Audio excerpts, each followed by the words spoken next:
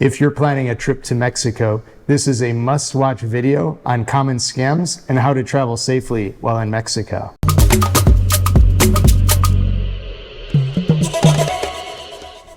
Hey everyone, Andy and Trey here. We've traveled a little over a year all throughout Mexico, and we've come across some pretty clever scams for the unsuspecting tourist.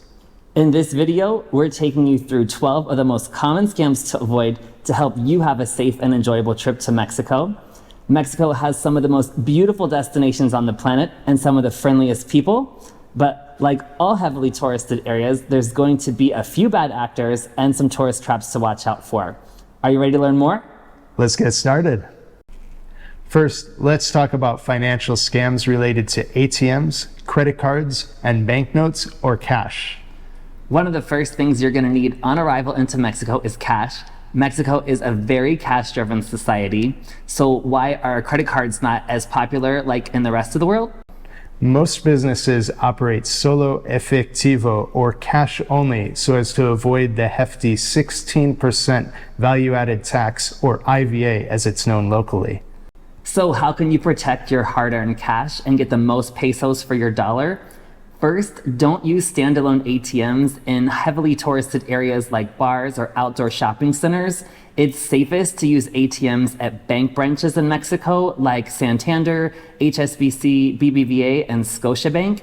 You are a lot less likely to have your credit card cloned or your debit card cloned at these bank branches because they have cameras. If you're unfamiliar with card cloning, basically thieves can take the data from your card when you insert it and then create a secondary card of their own that they can then use at convenience stores, gas stations, supermarkets, you name it. So it's definitely better to not use ATMs that are outdoors and definitely ones that are in the bank branch for your safety. Also, bank branches are a lot less likely to charge unreasonable ATM fees, but that's not always true. Banks in Mexico do have a scam of their own. One of the best travel tips we can give you for your vacation in Mexico is to decline the conversion rate offered to you by the ATM when withdrawing money. This scam is perhaps one of the worst. Of course, you do have to accept the ATM fee of 100 pesos or about $5, but you do not have to accept the conversion rate. It will not cancel your transaction. To add insult to injury, Scotiabank is also charging an outrageous 12% markup for the transaction. In this real-life example, we cross-checked the peso to dollar spot rate on a helpful app called XE and see that it's 0.048. Adding a 12% markup, we calculate 0.054, which is in fact the horrendous exchange rate offered by this Scotiabank ATM. In terms of actual dollars, you will pay an outrageous $46.40 to take out 6,900 pesos, which is $326.80 using the spot exchange rate.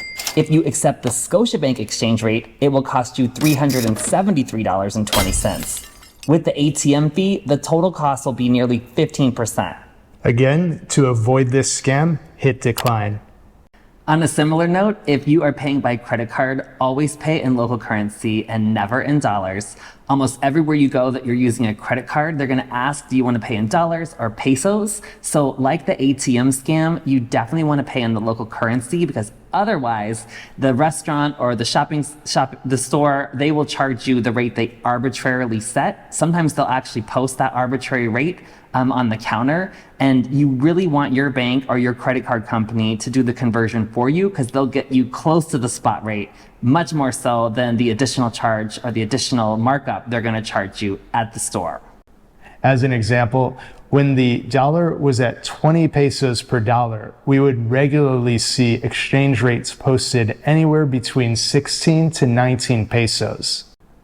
Let's use 18 pesos per dollar, for example. Not too bad, right? Wrong.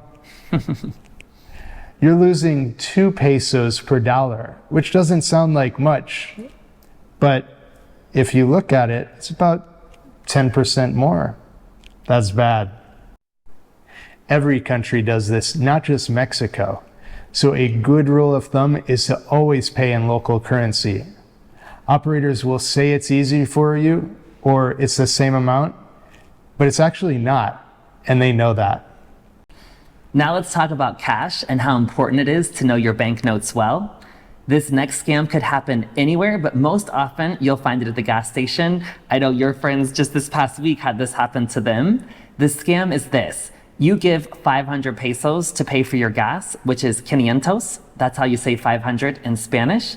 And they will turn around and then turn back and say, oh, you just gave me a 50, which is 50 in Spanish. And you're like, I really thought I gave him a 500, but he's showing me that I gave him a 50. So this is a common scam, and the colors of the notes are very, very similar. So it's an easy one to pull off. And so basically you're going to pay more for your gas, and the attendant is going to keep those banknotes. One way to avoid this scam is to count out your cash aloud as you hand it to the attendant. This will let him know that you are aware of the scam, and also let him know that you know what you're giving him. And banknotes can be a little confusing in Mexico, as multiple denominations like the 500 and the 100 are in multiple colors as well. So it's really easy to pull off this scam, especially since the 500 and the 50 are relatively close in color. So yeah, definitely know your notes. Point to the number as you hand it to him, and like Andy said, it's best practice to also speak out loud the numbers. So it's good to know these two numbers. Again, 50 is 50 in Spanish, and 500 is how you say 500. Another gas station scam to watch out for is to confirm the gas pump has been reset to 0 before the attendant begins fueling. If not, you could find an astronomical amount on the gas pump to pay. In other words, you would pay for both your gas and the previous customer's gas, allowing the attendant to pocket the extra cash. That's the scam. And if the attendant says the credit card machine isn't working, it's likely going to be followed by one of these two scams. Don't let the gas station scams, though, deter you from renting a car here in Mexico. There are so many natural attractions, and it's a great way to get off the beaten path to see them. In the Yucatan, for example, there are over 6,000 cenotes on the peninsula to explore. These are beautiful sinkholes that you can swim in. We absolutely love exploring them, and you definitely are going to need a car to explore them. So if you do rent a car, one of the scams to avoid is regarding tires. So when you rent the car, take a video along with the rental car agent so that you can see the condition of the car, but also the tires and the tire changing equipment. These are all important things to note that you have before you leave the parking lot. And one of the reasons is because when you return the car, some rental car companies will say that you have changed the tires and returned the car with different tires, cheaper tires, or damaged tires. And that is a scam that happens both in the US and here in Mexico. So we have a video to prove it. You will definitely not have to worry about that on return of your rental car. In addition, for your safety, only drive during daylight hours. We don't recommend driving at night. There can be unmarked topes or speed bumps that can get in your way, and you may not see them and could cause damage to your car. For sure, as well as livestock. If you're traveling on rural roads, sometimes livestock can be difficult to see at night. And also there can be scam tolls set up in certain parts of the country. But if you are traveling in the Yucatan from Cancun Airport all throughout the Riviera Maya, which is from Cancun down to Tulum, you do not have to worry about this. Also, if you are flying into Mexico via Cancun Airport, we have a recent video on what to expect that we'll link to in the description below. It's a must-watch video if you're planning a trip to the Riviera Maya. In it, we'll show you how to avoid the timeshare scams and to get your ground transportation safely. One scam we forgot to mention in our Cancun Airport video is to ignore any taxi driver who tells you that your bus or shuttle is delayed or not coming.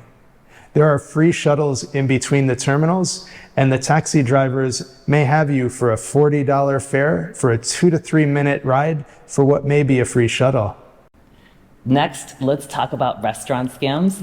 Of course, you're coming to Mexico to relax and have a good time, so eating and drinking are both part of the equation, but don't have too many margaritas that you forget to review your bill closely. If you're in a large party, definitely pay close attention to make sure there aren't extra items than your group ordered on your bill. Also, in major tourist areas, we regularly see price discrepancies between the menu and the bill. So one of our travel tips is to take a few pictures of the menu items that you're ordering so that you can compare when the bill comes. Also, we've seen a few times where the Spanish menu is actually cheaper than the English menu. So a lot of times we like to request one Spanish menu to practice our Spanish, just so that we can make sure that the menu prices aren't different. A recent scam almost got us a few weeks ago while we were entertaining family at a cenote by our house. We even knew the waiter from a previous visit, so we were a bit surprised since he knew we are local. I guess he thought with the margaritas we wouldn't care, but always pay careful attention to any math added to the bill. In our case, there was already a suggested propina, which is tip in Spanish, onto our bill of 15%. So when the waiter asked us if we were okay with that, we said, yep, that's great for us. And then he whips out his calculator to add 15% onto the total bill, but the 15% was already included in the total bill, although you're not supposed to do that, but it was at this particular cenote. So I had to literally go through the bill and add up on my iPhone every item to prove to him that the 15% was already included. But of course he knew that, and so he was trying to get us to pay 30% tip. So this is a tricky one. It almost got us because we were having a really good time that day. All right, let's switch gears a little bit and talk about shopping scams. All over Mexico, there is a huge supermarket chain called Chedraui, where locals and tourists shop. The prices are amazing, and you should definitely make the Ched one of your first stops in Mexico to stock your Airbnb. That said, because it's so busy, you'll find scammers here. One of our neighbors fell victim to the mustard scam.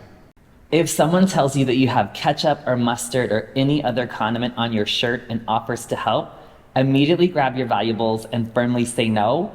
They or an accomplice are likely trying to distract you in order to steal your wallet.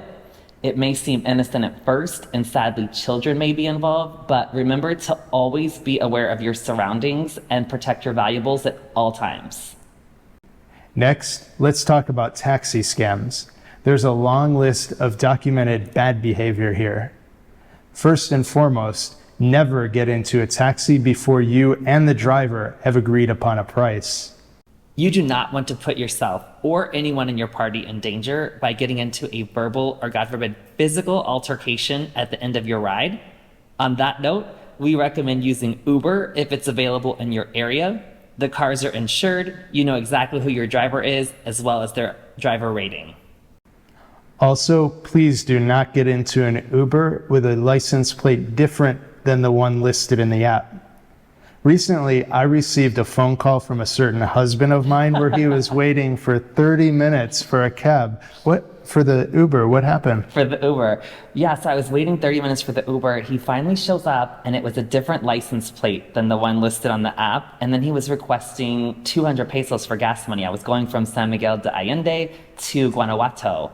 And it's about an hour drive. So I was like, oh, this seems a little sketchy, but there were no other cars on Uber, and I really needed to take this car. So the guy seemed friendly enough, so I decided to do it. I negotiated down to 100 pesos for extra gas money for him, and it seemed like there was no problem. He was actually super nice, and I didn't have any issue at all. But later, I realized that this is a scam, really, and one person could have multiple cars out there. They're not insured, they're not licensed, you don't know who you're really driving with.